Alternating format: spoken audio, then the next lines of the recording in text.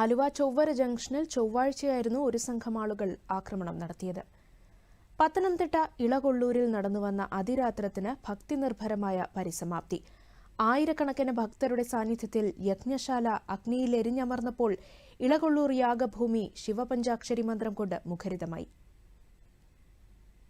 11 ദിവസം നീണ്ടുനിന്ന വേദമന്ത്രോച്ചാരണങ്ങൾക്കൊടുവിൽ അതിരാത്ര യജ്ഞശാല അഗ്നിയിൽ എരിഞ്ഞമർന്നപ്പോൾ ഇളകൊള്ളൂർ ഗ്രാമം ശിവപഞ്ചാക്ഷരി മന്ത്രങ്ങളാൽ മുഖരിതമായി. 51 അക്ഷരം കൂടുന്ന പന്തം പോലെ, പത്മനാഭൻ തെളിഞ്ഞാടുന്ന പന്തം പോലെ ഈ പ്രകൃതിക്കിത ഈ യജ്ഞശാല ഒരു പന്തമാക്കി നമ്മൾ സമർപ്പിക്കും.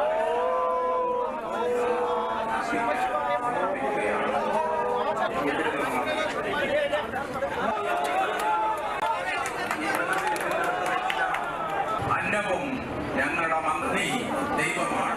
ലോക നന്മയ്ക്കായി നടന്ന അതിവിശിഷ്ടമായ നചികേത ചിതിയിൽ അധിഷ്ഠിതമായ അതിരാത്രത്തിന്റെ പരിസമാപ്തി മഹാദേവ സന്നിധിയിൽ തിങ്ങി നിറഞ്ഞ ആയിരക്കണക്കിന് ഭക്തർക്ക് ആത്മസായുജ്യം പകർന്നു. ഏതാണ്ട് കേരളത്തിൽ 4ാമത് നടന്ന അതിരാത്ര മഹായാഗമാണ് ഇളകൊള്ളൂർ ശ്രീ മഹാദേവ ക്ഷേത്രത്തിന്റെ സന്നിധിയിൽ ശ്രീ മഹാദേവരുടെ തിരുമുൻപിൽ നടന്നിട്ടുള്ളത്.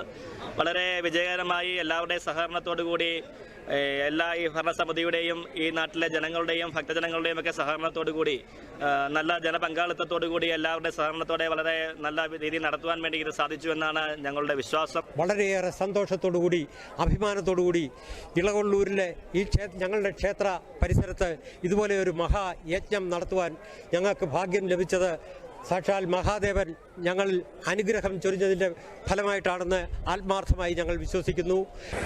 എല്ലാ ദിവസവും വരുവാനും ഒരു മനുഷ്യജന്മത്തിൽ ഒരു പക്ഷെങ്കിൽ സുഹൃതം ചെയ്തവർക്ക് മാത്രം കാണാൻ പറ്റുന്ന ഒരവസരമായിട്ട് കൂടി ഞാനിതിനെ കാണുകയാണ്.